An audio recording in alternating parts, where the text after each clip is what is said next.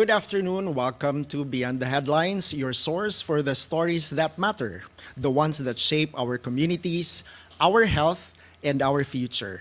I'm DJ Moises.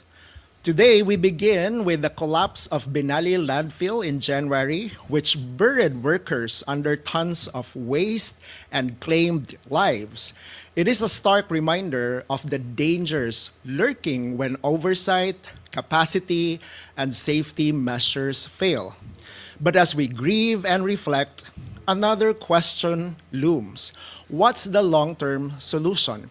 Despite the waste to energy's promise to reduce landfill dependency and generate energy, the project has been stalled, delayed by health and environmental concerns, questions from the community. In this episode, we connect these stories. What lessons does Binaliw teach us about the projects we trust to handle our waste? How do we balance urgent solutions with public safety, community trust? And most importantly, how can city leadership ensure that history does not repeat itself? So to navigate these complex issues, joining us today is Councilor Joel Garganera, who chairs the City Council's Committee on Environment and has been actively involved in monitoring waste management in Cebu. Good afternoon once again, Councilor Joel.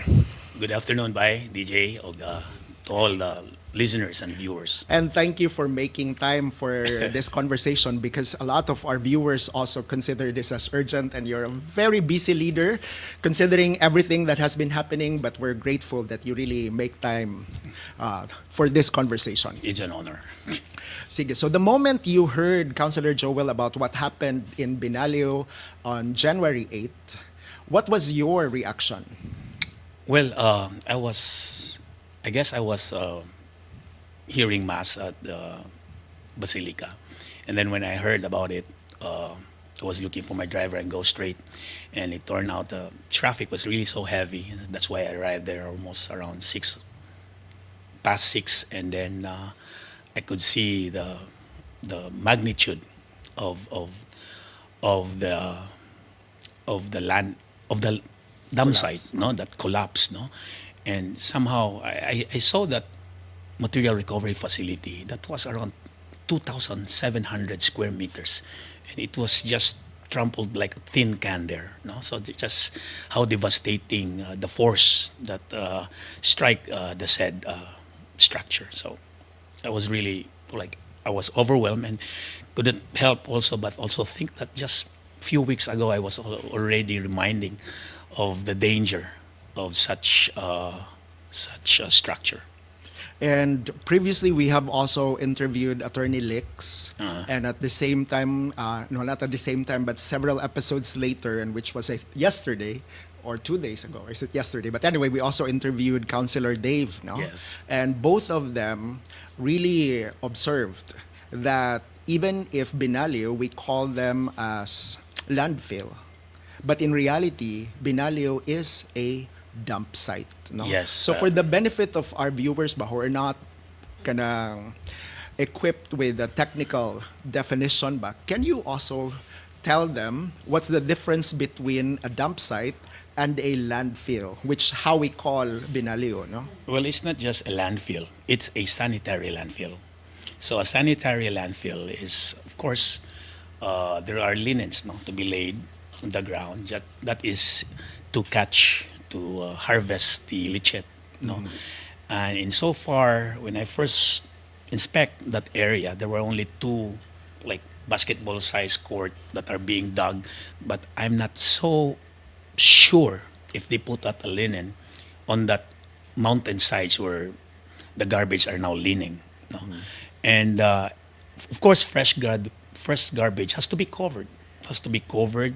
And there will be also some pipes laid along in the area that is also to allow them to breathe because it's so warm, no. Just the same facility. And that's why they produce toxic gas, no? Methane gas. So you really need them to breathe, no. But looking at that dump site, it's not, no. And then from the mere drone photo or video of that said dump site, I mean, it's not a landfill. It's really an open dump site. Correct. Yeah, because that's also the observations that were given. So you're the third person already is also giving the technical definition of it being a dump site instead of a sanitary landfill. In fact, from my research, and correct me if I'm wrong, Inayawan was 5 stories, no, of trash, and for Binaliw, looks like it's even worse because this is like 20 to 24 stories, no, of trash. You're right. In fact, Inayawan used to be a sanitary landfill. It started around 1998, and the lifespan of which was only like 8 years. It was supposed to end sometime in 2005, but somehow it goes beyond the lifespan and it reached 2016, and that's why the height is up to 5 story. Just imagine if we're not able to close that. That was Correct. 10 years ago. If Binaliw was able to reach a 20-story, that could even be more. Correct. That could be another payatas, so to speak. And for the benefit of our viewers also who probably missed the tragedy also that happened years ago in Payatas, can you walk them through also so that they would better see the risks ba, in terms of having piles of trash that are left unattended? Yeah, payatas is operated by the LGU of Quezon City, and the tragedy there is so huge, and then there were really informal settlers living along the area, Alright. and the environmental compliance was not observed, and it's a tragedy bound to happen, and it happened. The disaster, and it cost more than 200 lives. And just recently, there was a ruling already from Supreme Court that the LGU of Quezon City is liable for the death of those. Just imagine in Ayawan if we left it unattended, but still it's still unattended right now because we were not able to rehabilitate for the last 10 years. So, as I said, it's also a disaster bound to happen. So, because I know also that you've been advocating against dump sites, no? Yes. And you were also among those who were not happy when Inayawan moved to Binaliw, no? If we call it that way. So, based on your observations, who had the clear responsibility to stop Binaliw, no? Considering the risk that was already piling up, no? Yeah, before that, you have to understand my frustrations. I move heaven and earth to close a dam site in Inayawan just to be answered by opening another dam site. No, yes, of course, there are blood in the hands of the private company, which is Prime Waste in this particular matter, and these are responsible people. We have EMB, and they are also accountable for what transpired. And for a clear investigation, they have also to include the local government unit because we also have our own responsibilities. So whenever there will be a really an investigation, we should also it also include the participation of the LGU. And there were also several statements that were given in the past, and that includes statement also coming from DNR and also Environmental Management Bureau, no, or EMB, claiming that it was act of nature, no, because they cited natural factors like rain and movements during the earthquake that triggered the collapse. Do you think these are sufficient explanations? Yeah, I was surprised because last week we invited EMB, and just so unfortunate that the one who attended was the new EMB director. It should have been the previous EMB director because she was really at the helm when all of this happened. And they repeat that act of God, no? Like there's water, too much rain, of tinong, and then there's the earthquake movement. Well, what can you expect? That's open. That's an open That's dam part. site. Those are part of the risks. Yeah, so it absorb water, and of course, when the thing that landslide occur in a mountain which is made of sand and stone or rocks, how much more a mountain made of waste? So it's no brainer, of course. If it happened to a landscape, to a mountain, so more so to a mountain made of garbage. So, what do you think should the safeguards, no, that should have been in place, considering the decision to open Binaliw and operate it like a dump site, no, instead of a landfill? What do you think were the safeguards that should have been in place to prevent this, regardless of weather or earth movements? Yeah, No? actually, the EMB's role in issuing the environmental certificate of compliance doesn't stop there. No, there are lots of requisites that needs to be complied.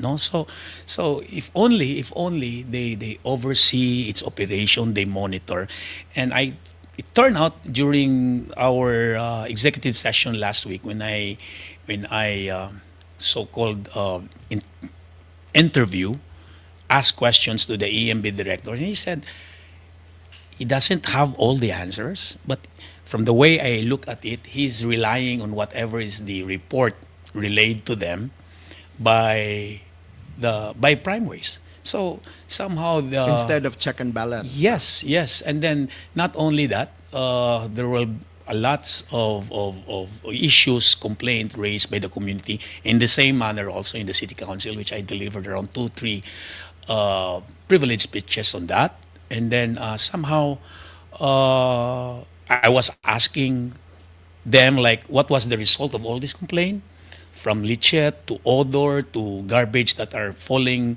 on the side, and can you give us the result of all of these investigations if indeed you conduct an investigation, and then what penalties are being imposed, if any? They were not able to provide. Now, the other thing also is, let's talk about capacity. Because in my view, that was also part of the factor that seemed to have been left unattended. No, because going back to Inayawan, it was 5 stories. This one reached 20 to even 24 stories. Were there conversations that you heard in the past that Binaliw is reaching probably beyond its intended capacity even before the collapse?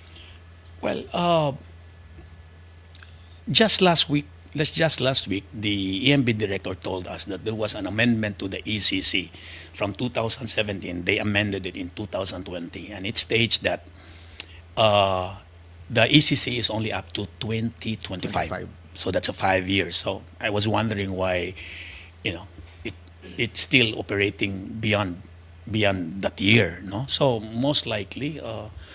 When they talk about technical aspects, like, they are still capable of accommodating. Well, the result, the tragic incident speak for itself. And then, were there also conversations that you observed before and during the investigation? Because I've also read that it's supposed to just last until 2025, on what should have been the warning signs that it was about to expire. No, okay, it's not supposed to be a surprise. No, there should have been some, in my opinion, safeguards and red flags along the way to alert, no, the city or the public that it's kuan niha kutob ra nig kuan 2025, and it's already like August 2025. Yeah, I'm just making up the August. Yeah. Oh.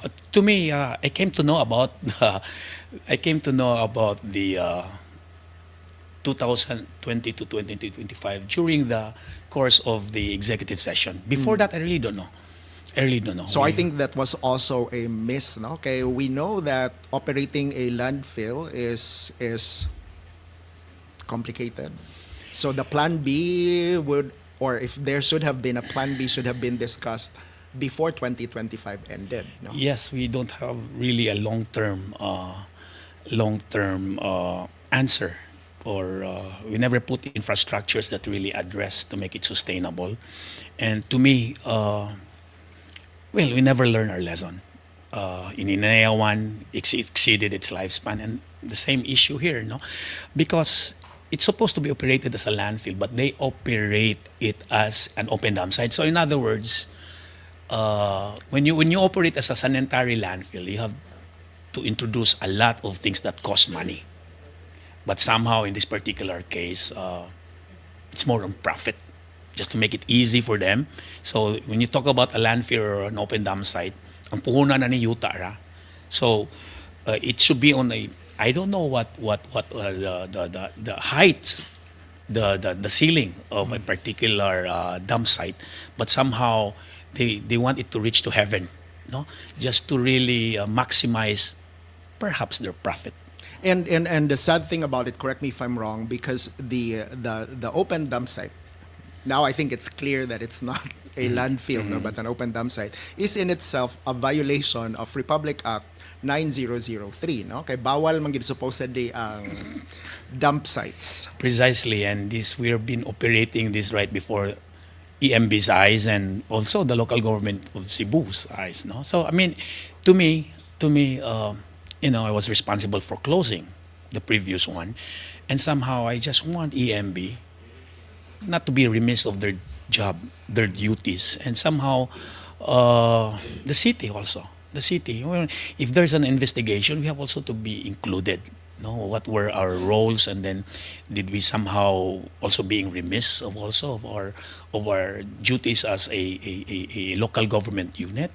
Because when it happened, although all operations were stopped, but it took like 4 days for EMB to issue a cease and desist order.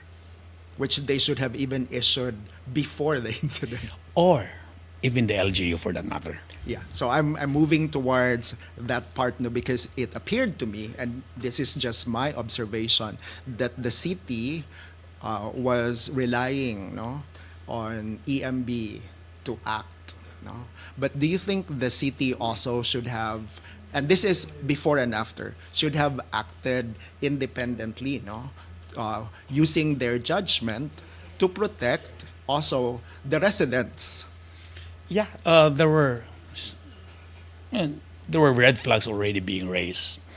In fact, I also was able to pass a resolution. There are a lot of earth movements around the Binaliw landfill, and I asked the office of the mayor to issue a cease and desist order. There were 3 of them, and in fact, just today you could see that a lot of question being raised that they are still operating. No, so somehow what was being issued was never been complied. So this ad also I think the city should answer also for that. No? How much more on the series of complaints being raised by the community, by social media, and from the city council. So, well, again, moving forward, I choose to leave that behind, but that should be answered. Because how can we learn if we, to stumble on the same stone twice is a proverbial disgrace. We already stumbled in Inayawan, again in Binaliw. And then looks like also the solutions, even temporary, they also sound like landfills, no? So Aluginsan is also a landfill, hopefully, and it will not evolve into a dump site. Polog in Consolacion also sounds like a landfill, which hopefully will not also become a dump site, no? They're all dump sites. Lamang, let's face it. They're all dump sites. So in cases like Binaliw, for example, do you really think the city government, no, could have recommended or even enforced suspension or call for immediate action, considering, no, that the 5-year permit was about to lapse, and considering also the feedback, no, that has been repeatedly raised, no, specific to Binaliw? Well, regards to the 5-year that lapse, I came to know about that information just recently, I think last week when we invited the EMB director. So I'm And not. good thing they also admitted that, no? Well, I don't know. I really don't know. I don't. Well, perhaps that could be a secret on their part, but they were able to divulge it. No, so I really don't know about the 5 year that lapse. But I must say about the series of red flags that being Yes. raised. Because the city Many, would have. yeah. Well, the mayor said even before he assumed. In fact, he was there present last week when he said that. That was in June 7 when he said that I will not hesitate to close if there are any violation being made. No, but then again, when last week he said yes, I can close, but where do we throw our garbage? Yeah, the question is, why did you announce that you are willing to close, and then you know the result because we don't have any other Alternative. alternative. So is it fair to say then that everybody knew that the landfill or the dump site was indeed risky, but but nobody was just comfortable pulling the plug because there was no alternative at that time. Well, the mayor said it last week. The mayor said it. Me, for one, I pulled the plug in Inayawan. Oh yeah. Yeah, that was a very lonely battle. No, I pulled the plug, and right now with Binaliw, since that is a privately run company, EMB, or the LGU for that matter, no, could have done something. But anyway, it happened. So if the public would ask the question on who failed us, in your honest opinion, what do you think should be the answer? I would say we failed the public. I'm not. First and foremost, the cause of that was garbage, and if you look at it, this garbage came from all of us. Gikan man ni nato tanan yung basura, and it was just piled there, and that's why when it created a trash light, so it caused the death of the 36. So we failed ourselves, we failed the public, and yeah.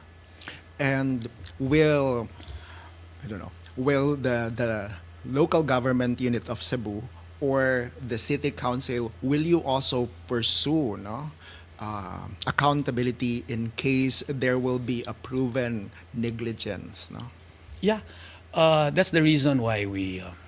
That's why the reason why we try to invite all the stakeholders to get some answers because really we want to know what really happened.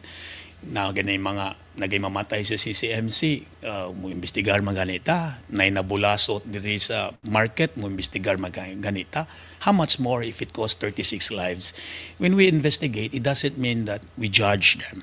We just want to solicit information, what might be the real cause of the incident, and it could perhaps also help any investigative body, whatever we encountered, whatever we found out, that it could also help in their investigation.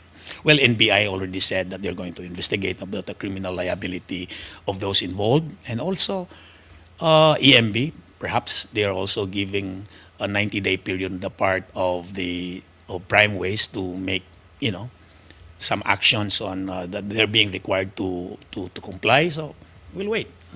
Attorney Lix actually made a very solid case in favor of waste to energy. On a personal view, it was even an education for me and hopefully to our viewers. Now, do you think the city, or even I was very open the province, but sige, the city, do you think the city really has the luxury not to pursue alternative solutions as a long-term solution to our trash problem other than waste to energy? Well, waste to energy, I've been advocating, because to me, in my experience in all of my visit, and in fact, just recently in Yokohama, I came to realize that we're on the same boat as Yokohama 40 years ago. So there's been a lot also of pressure against WTE. But then again, as early as 1984, they have WTE already. But it doesn't mean to have exclusive. Because at that time, kaon man to ilang WTE bisag unsa. But they really work hard on the segregation, recycling, and the reduction of waste. And that explained from 7 WTE in Yokohama, it's now reduced to 4. No, so the mayor right now is on the right track of segregating, of recycling, and of course reduction, especially to large commercial establishment. No, but to me, the mayor should be transparent on what course of sustainable facility that we are going to have in the city. Kay, as it is right now, everything is temporary. When we dump wherever that facility is, it's all temporary. No, it's all temporary. And So, it's also history that's bound to repeat. Yes. If we still keep on talking about landfill slash dump sites. yeah, of course, Pulog will be overwhelmed. Uh, or even whatever facility is available, that will be overwhelmed because we don't have the luxury of land. Gamay naman itong yuta. Labi na, especially Cebu City. And then my answer to this, nag-reclaim magita sa Norte, nag-reclaim magita sa SRP, that just shows nga we have very limited land. No? So we need something other successful countries has been doing for 3-4 decades. No? So that is something that we really need to educate our public. And then somehow the mayor also should perhaps understand on what this really. I know for a fact nasayod man siya ni Ani, but it's just very unfortunate on my part when I was advocating for this for how many months already, for how many years already, and it turned out the mayor was very much against this. So it's throwing good money over bad on the part of New Sky, which is the private proponent for the waste to energy facility. So right now they're not coming back anymore. They're not coming back, and I just want the mayor to help to make us understand how we navigate this, because one thing for sure, yes, reduction, you go on shredding and everything, recycling, segregation, that helps, but you have to deal 600 to 650 tons a day, and somehow if we are not going to put that in a proper facility, sustainable one, manimaho gyapon kita. Yeah, it's history that's bound to repeat. No? Yes. I captured in your statement earlier when you said that on your observation in Yokohama, the number of waste to energy facilities over time, in fact, decreased, no? Instead of increase. What happened also in your observation, the behavior also of the citizens, no? With Yeah. respect to trash? Yeah, we were shown a narrative of all of this. They were really very serious towards the end of the going to 2000. They were really very serious, and it took a while. It took a while because before they used Yokohama alone used to produce 4,380 tons of garbage a day, but right now may lagmoabot og 3,000 because So there's a change in behavior. there's really a change in behavior. There's really a change. Well, Japan lead when it comes to that, no, about waste, about cleanliness. So somehow there and the change didn't happen overnight. It took them decades, pilas at kadekada. So what I'm trying to say here is, yes, the mayor is right, and we strike the iron while it's still hot, no? Nga, we have to do something. This is Yung the behavior. Oh yeah, this is a collective responsibility. This is not a job of the government lang. This is not a job of the private sector lang.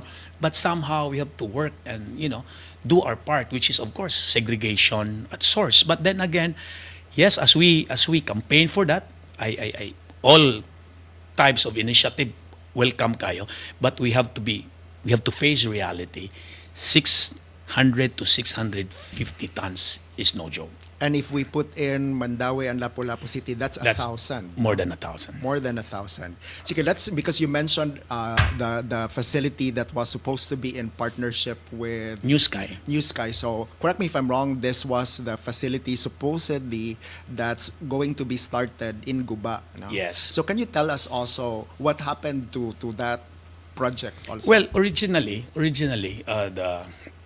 the site of the waste to energy facility diha ibutang nato sa Inayawan, no? Na may space dito. But it turned out that was the joint venture agreement between the city and New Sky. But it turned out dili naman kita tag-iya sa yuta. No, so the private proponent, wala makahuwat niya ng dapita because if they have to wait for kano sa mahuman ng kaso, that will take forever. So just to show how serious they bought a property. And buying a property like 6-7 hectares in the city of Cebu is no joke. Lisod kayo. So they found a property medyo flat, although naa sa upland. But then again, lagyo og mga silingan, like a kilometer away. And of course, they have to make another road. So this was in Guba? This was in Guba. And then, of course, we conduct a series of public hearing. I brought in the experts from the OST, from Department of Energy, from Department of Health, from Department of Agriculture, from Department of DNR, and also the ALG. But then again, you cannot also blame people in Guba because when government talks, they always mirror like what happened to Binaliw. Before it started, there were a lot of flowery messages, their slogan that it's going to be safe, it's going to be this and that, but it turned out it was a mess. So you cannot also blame people there. But then again, what really aggravates is I saw the footprint of the mayor there because people under the mayor's office were there, very visible, campaigning against it. So on the part also of the private proponent, napagitas public hearing, how much more if we will ask for the different permits of the city like conversion pa. So they will be given a hard time because the mayor's stand was really against it. So give up sila. They give up sila. So they have already given up. They give up. So had the project kanang push through, when would have been the start of operation of this WTE facility Well, it will take at least 2 years for the construction? For the construction, 2 to 3 years. So it's not easy to put up a 5 billion project, no? And these are more or less mga makinani siya. So dili basta-basta. So it will take after all the permitting, and mind you, this was the first large-scale waste to energy applicant in the entire nation. People were looking at us, but somehow so difficult. So at least by what year manggidunta? I'm just looking at kanang what could have been the long-term solution that's available, no? By 2028. Well, not bad, no? Yeah. But because compared to nothing today, at least in my view, that sounds way better, no? Just imagine when you talk about traffic. Of course, ang kaning mga truck na to when they navigate the mountain of trash, you have that's very dangerous ba. Okay? It's soft, no? And they have to go to the top. Unlike in a waste to energy facility, they will just go inside. There are a lot of pits. They just dump their garbage. Walay mo gawas nga baho, musud mo gawas. So dili daghan na kay kung nakitang waste to energy facility in Hawaii, in Taipei, in Korea, in Bangkok, in Singapore, and in Japan. Wala gyud traffic. Dali ra jud kaayo. And then the land will not increase, no? Dili mo expand because maura gyud na siya. Correct. Unlike in a landfill, ang ilang puhunan is ang yuta. So that's why right now I'm trying to investigate all those earth movements which been pagyapon nagpadayon gyapon surrounding the Binaliw landfill. I'm very positive that these are expansion, although they are not owned by Prime, but somehow who is in his right mind to expand a subdivision beside an open dump site? So the other thing also is what would have been, so this would have been 2028, and what would have been the capacity of this waste to energy facility? Well, this waste to energy facility was only 800 tons, and that is capable of producing around 18 megawatts, enough to light like 20,000 household. Kay ang Cebu City ba we are not generating power. Wala banta. We have none, no? In fact, the entire island of Cebu during peak we have at around 1,200 something megawatts, but our capacity is only like 1,100 something. So we really lack power, and by that alone somehow makatabang sa taba renewable because waste-to-energy facility in Honolulu or wherever, they are considered renewable energy. And in my opinion, that even if the capacity is 800 versus 1,000, but at least it's no longer 100% landfill, if ever, no? Yeah, well, kani siyang waste-to-energy, we're only producing 600, no? Yeah, City Then, of Cebu, City no? of Cebu. If we perhaps allow others to... Yeah, Lapu-Lapu, Mandaue. Or if we allow, like, we only be limited to 200 because the capacity is 800. Okay. So we cannot... So unlike- they have to find their Yeah, own they have to- alternative they also. have- But at least the city is helping them. Yes, at least not a ka-share na 200 for them. And then, because I also remember that, and you mentioned it also in passing earlier, I heard also mga few months ago that there was a strike also in Guba, no? Because they said that they were not consulted enough, no? What's your thoughts also about that? No, Because I think this is a good time to clarify it Yeah, also. we just started our public hearing. Okay. And in fact, it's just that nag-una man gud ang negative ba, no? And then people were afraid that they will not be properly consulted, and I was very clear even during the first public hearing that I said mura kog nangulitaw og babae niya ni. Ug di gani ko sugton, mubalik gihapon ko. But at the end of the day, kamoy maghusga. And I keep that promise, no? Kaya why do you have to force the issue? Why do you have to force the issue if they are not into it? I have to respect also. But they have also to understand. I'm advocating this because I'm looking at it on the entire city. What will be the sustainable solution to this? And now it happened. Like we are on a garbage crisis. But I'm not saying that they have to sila muangkon sa tanan, no, because nakasabot sad ko sa ilang sitwasyon. And to that context also, Councilor, what would have been your assurance to them that what happened in Binaliw will not happen in Guba? This And this is in the context of assurances. yes, of Sige. course. When we say assurance, of course, we have to be mindful about the capacity of the private proponent. This private proponent, daghan sa ni sila WT all over the world, no, in China, in Bangkok, anywhere. So they have a name to protect. And of course, ang ilang magong kuhan diha, which is also I cannot blame them nga Pinoy na sa magpadagan, Pinoy na sa magmonitor. Wa kita, daginoton ta niya na mao gihapon baho. Mo fail gyapon na. Especially on the capacity, no? Yeah, but these are run by foreigners. These are run by foreigners, though they comprise like 10% of the workforce. But of course, they will not do anything. Dili ni sila mo succeed. They have to be at par with all other WTEs nila diha. No, they cannot afford. They cannot afford nga diha ilaha man ng puhunan. So they cannot afford nga dili sila ingon ta mag-compliant with all the environmental requirements. The other thing also is I've read that the main opposition of WTE in general, now not just in Cebu but in the Philippines, was based on a Republic Act that was also done in 2001.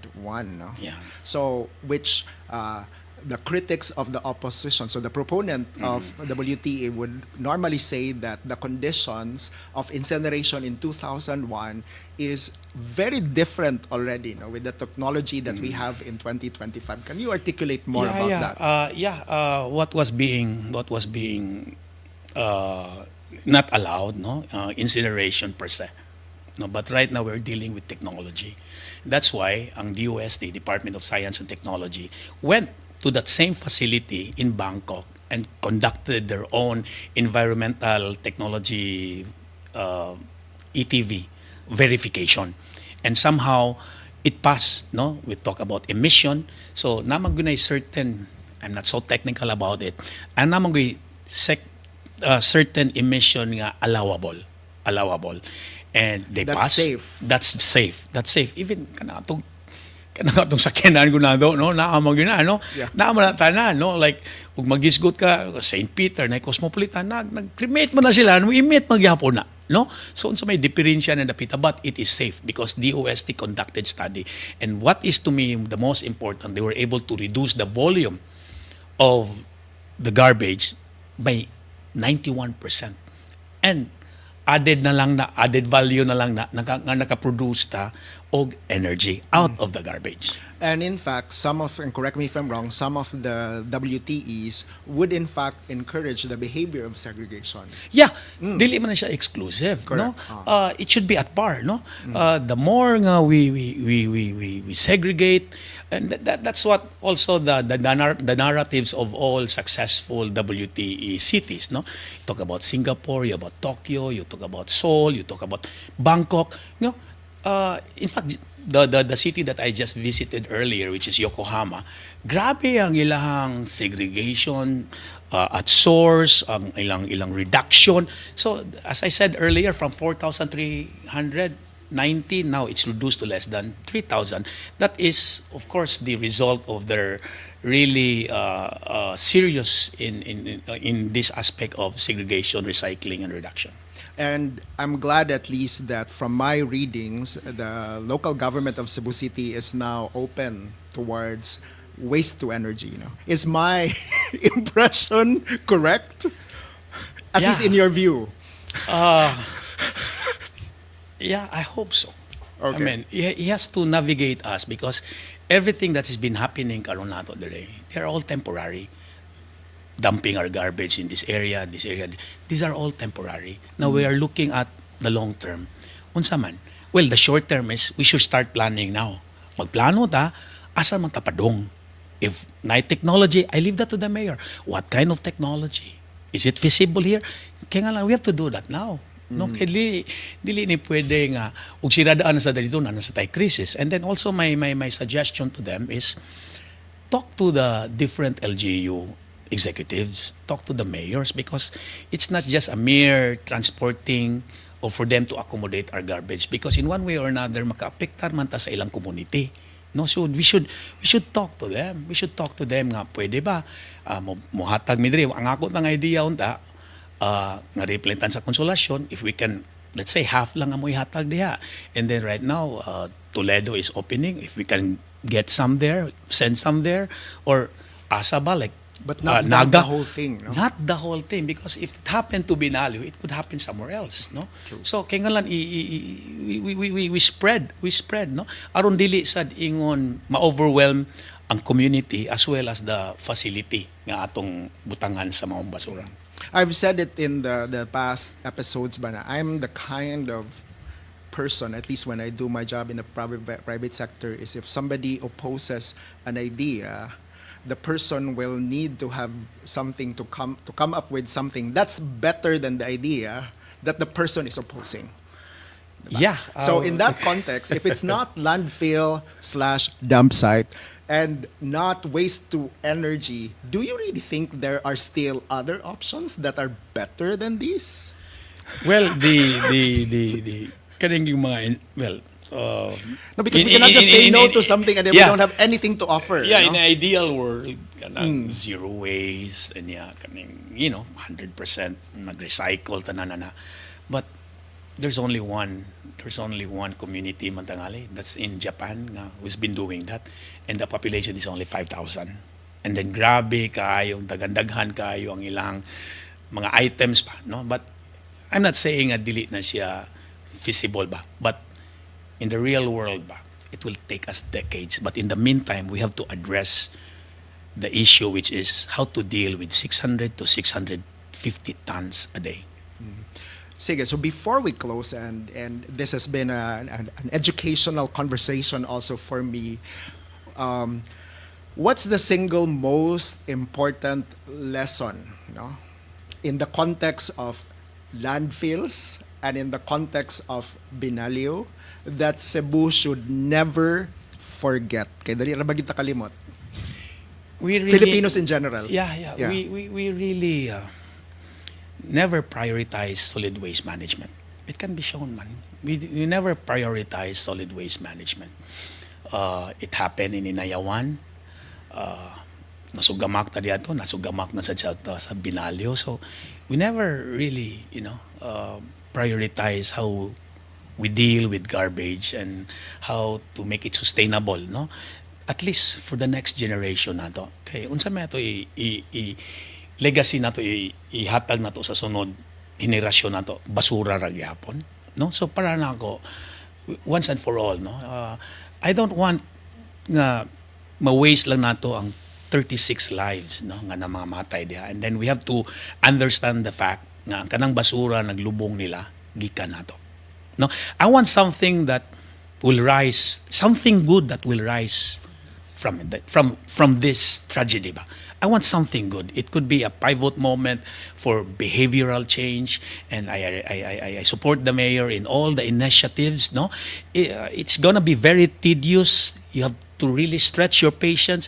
There's gonna be a lot of complaints like nag-segregate me, itipon rin dayon. That's why I'm asking also perhaps Chamber of Commerce or other business organization nga could produce a business model nga for recycling nga private within the city aron dili kay ma-burden nato ang gobyerno, no? So and then at this point in time sad, no, especially for large establishment, commercial establishment nga naglisod man meron, pwede ba nga kamoy dispose sa inyong basura. Of course, you work on the reduction. Kamo lang sa dispose sa inyong basura, and then hire a private kaning company ug asa mo dump kaning pwede ba? Karon lang ba? Consolidated effort.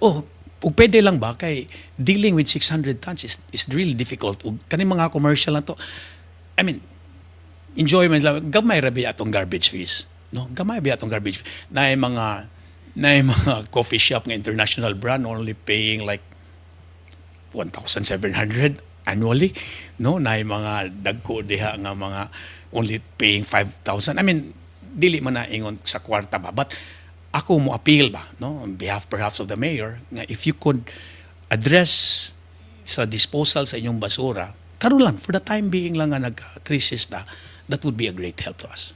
And finally, because I kept on saying that I'm grateful, no, for this conversation, or as a Cebuano, and also among the leaders, no, in Cebu who is also advocating for another way of looking at waste management.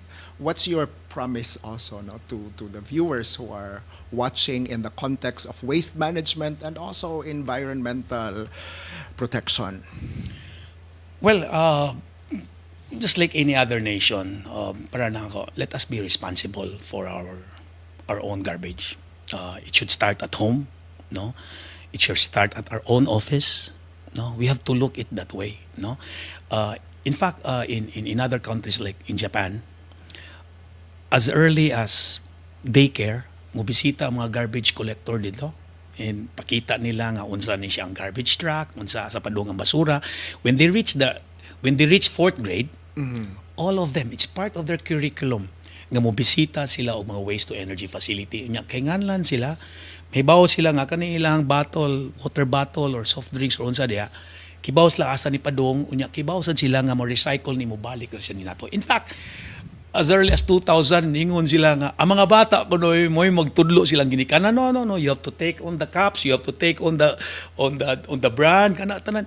So it should, I mean, that's why in my last resolution last week, when I deliver a privilege speech, I'm asking also DepEd, I'm asking also kaning CHED, tanan ana nga i-inculcate kuno na nato ang atong solid waste management, not only but up to generation of garbage nga diha sa atong curriculum, because it should start, because behavior starts kanang gamay pa ba kay mo ginisay mo. And these are what we're doing also, not only for the present time but also for the generation to come. So I think that could really help. So thank you very much. Sige lang, thank you, no, but I am enjoying so much this conversation Thank you. because of also what I'm learning, no, from this, and I also hope that our viewers, no, are now even more educated on the long-term solution, no? Not just on the short-term Yeah. solution. And hopefully, we will also have more generations also that will own the solution, no? Yes. To the problem and to the challenge of waste management. So thank you, Councilor Joel, for joining us and for helping us understand what went wrong, what safeguards should be put in place, and how the city plans to prevent future disasters. Today, we've seen how urgent and complex waste management is in Cebu. From the tragedy at Binaliw, where lives were lost and safety was overlooked, to the stalled Guba waste-to-energy project, which could have provided long-term solutions. No, the lesson is clear. We cannot afford inaction. So I'm DJ Moises, and from all of us here at Beyond the Headlines, thank you for watching. Stay informed, and remember, your voice matters in shaping the future of the city. Have a good afternoon.